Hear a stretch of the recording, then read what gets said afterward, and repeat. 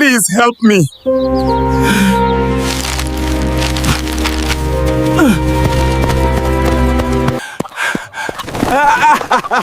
Hungry and weak, Emeka was walking past the cemetery when a faint voice called out, "Please, help me."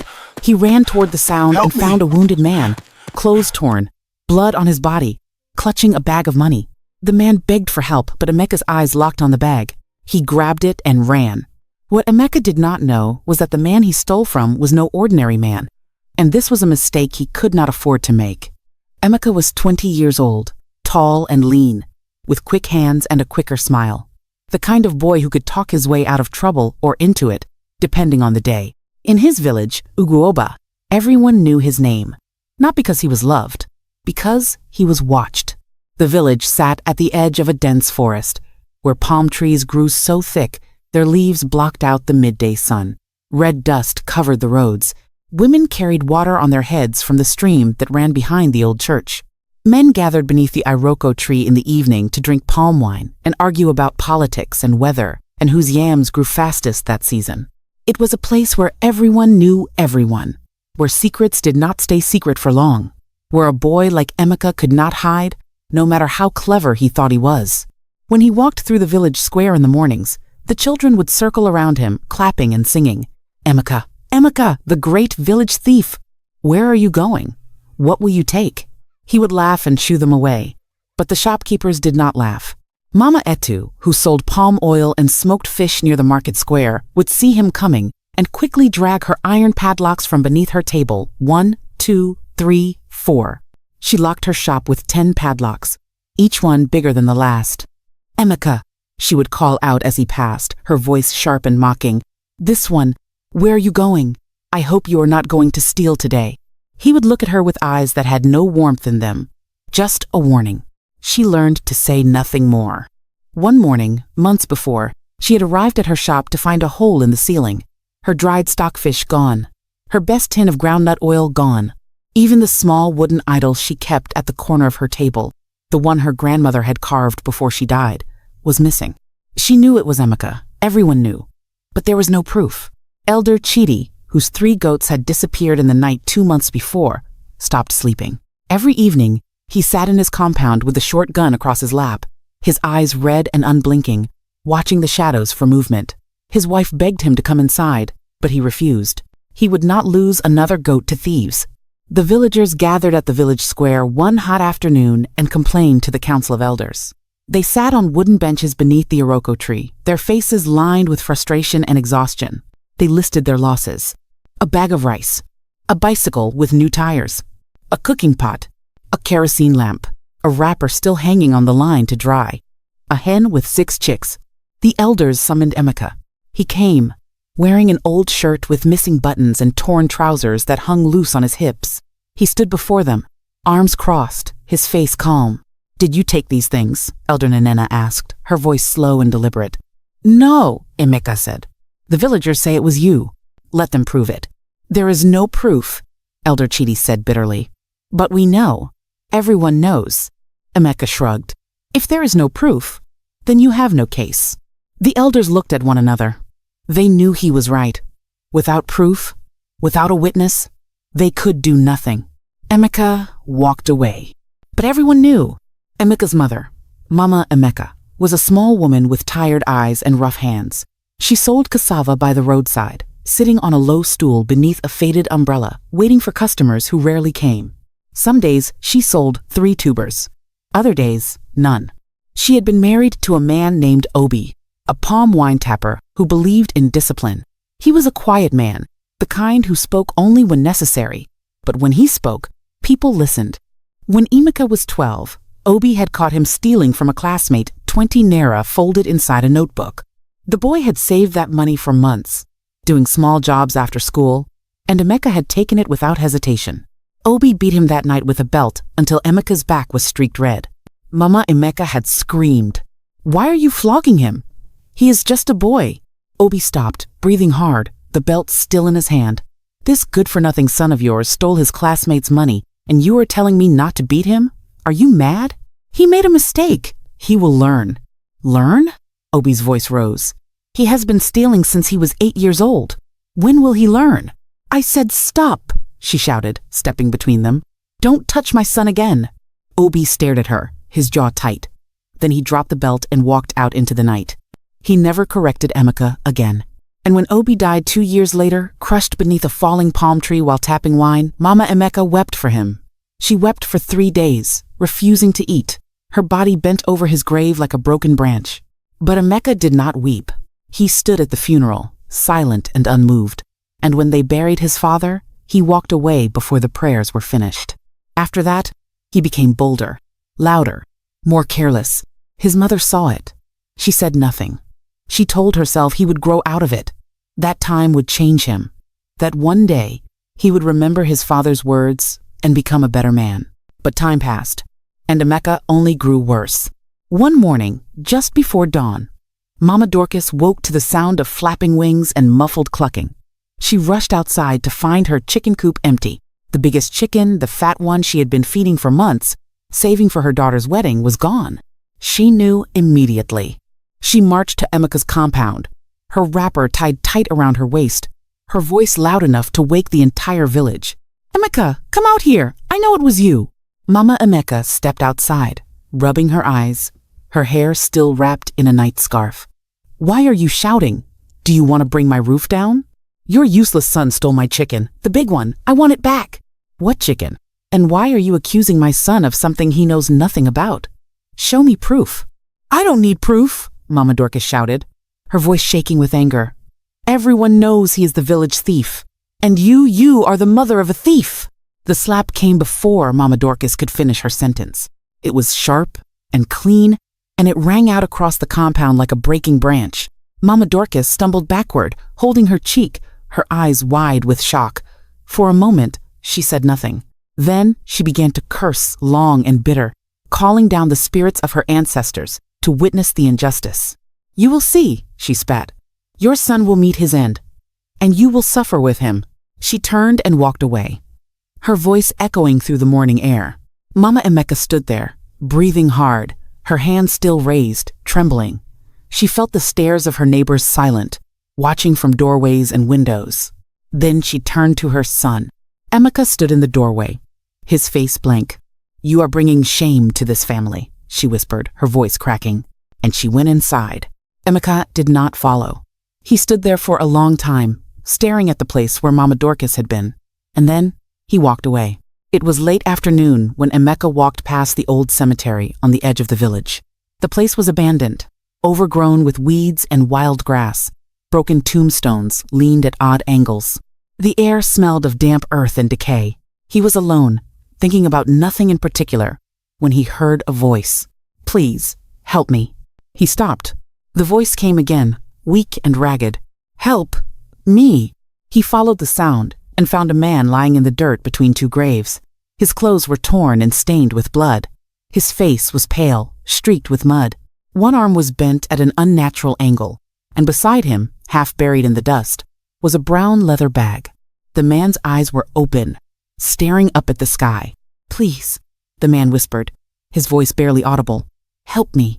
Emeka knelt down. He reached for the man's hand. Then he saw the bag. It was heavy, bulging. The zipper was half open, and inside money. Bundles of it. Crisp Naira notes, stacked thick and wrapped with rubber bands. More money than Emeka had ever seen in his life. He looked at the man, then at the bag, then back at the man. The man's lips moved. Please. Emeka's hand hovered over the bag. His heart pounded in his chest.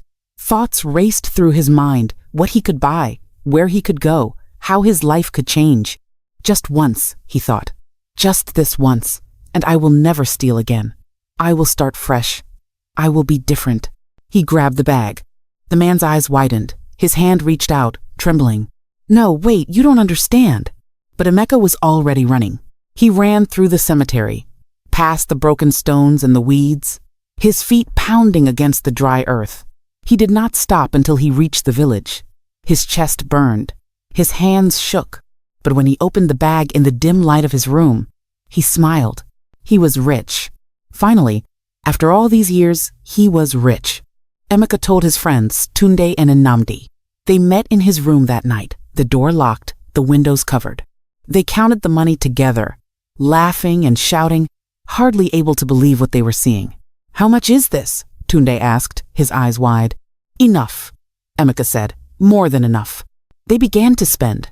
New shirts from the tailor, new shoes from the market, palm wine at the bar, round after round. Until the owner smiled and called them. They walked through the village like kings. Meat from the butcher, fresh goat meat, pockets not full. The dried kind. Mama Etu saw Emeka one afternoon, so hot it dressed in a new shirt and fried plantain, and called out from her shop, "Emeka, you are a big man now, oh? What did you steal this time? You done hit jackpot?"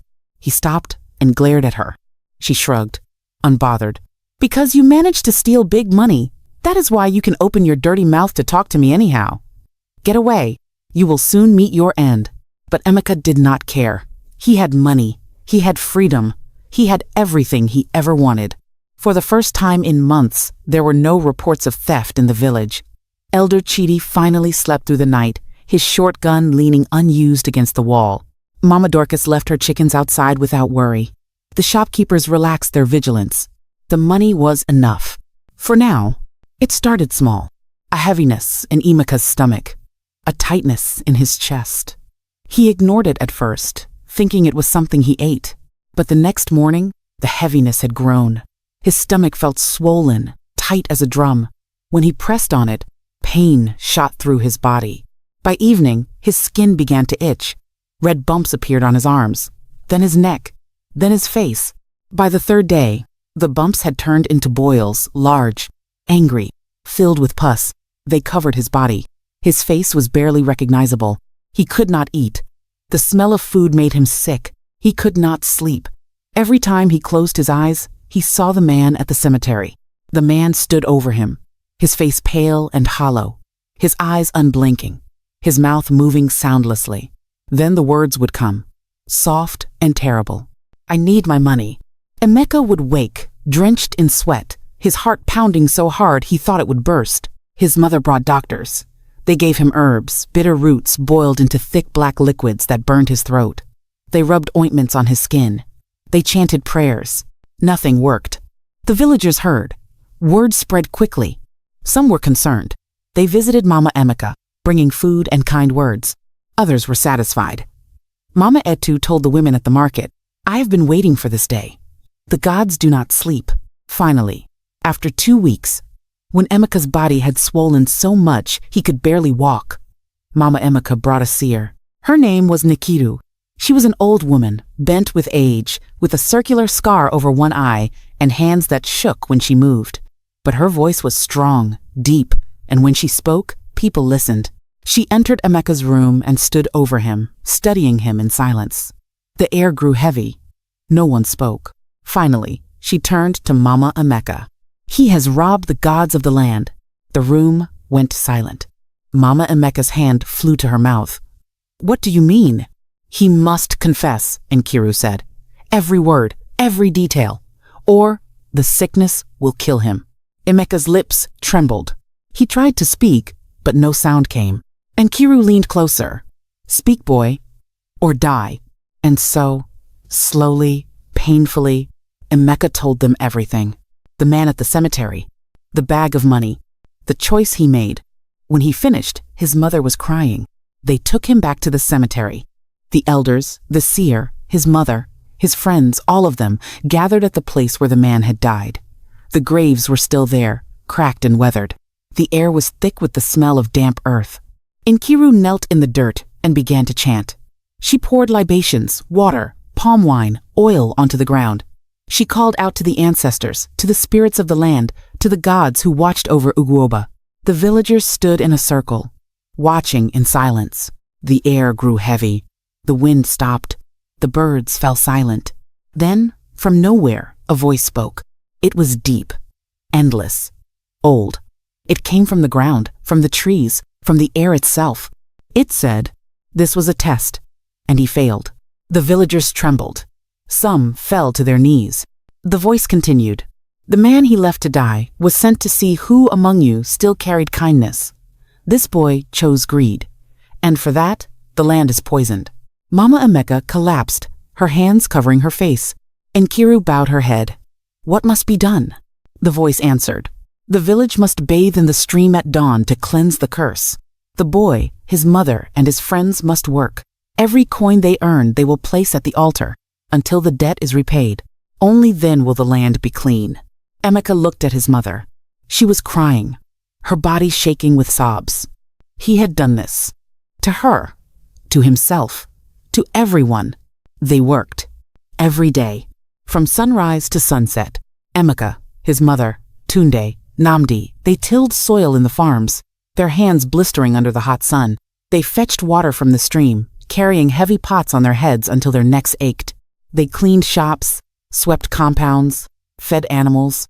Elder Chidi made Emeka tend the same goats he had stolen years before. "Make sure they are fat," he said, his voice cold. "If they starve, I will not pay you." Mama Dorcas made him feed her chickens every morning. "These must be fatter than the one you took," she said, watching him with satisfaction.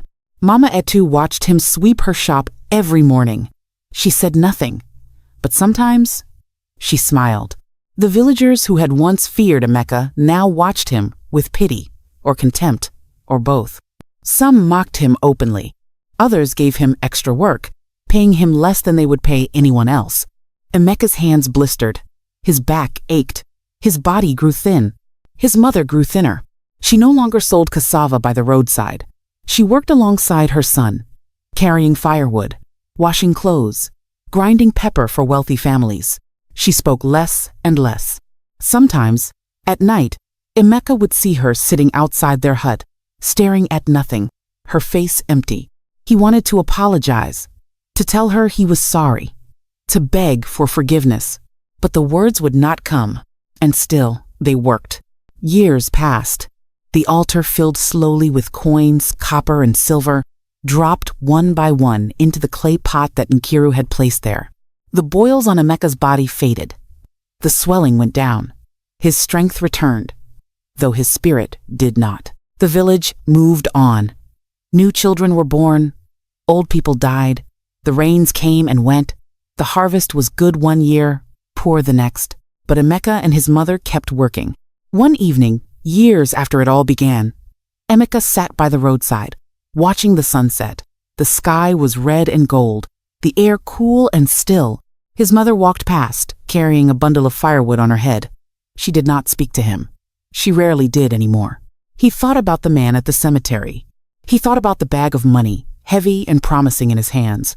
He thought about the moment he chose to run. And he understood. The gods had not cursed him for stealing. They had cursed him for choosing silver over a life, for seeing a dying man and choosing money instead, for being the kind of person who could walk away. He stood slowly, picked up his hoe, and walked toward the farm. The work was not finished. It never would be. But he would keep going, because some debts cannot be repaid with money, only with time, and regret, and the quiet, endless weight of knowing what you have become. The sun set behind him, and the village grew dark, and Emeka disappeared into the shadows, carrying his burden with him. Alone. So from that day, the villagers learnt not to steal again and to be kind to strangers. Emeka later understood something he had never known before. He also came to see that silence can be dangerous as wickedness. That love, without correction, can raise a child, but it can also lose him. Please kindly subscribe and turn on the notification button for more.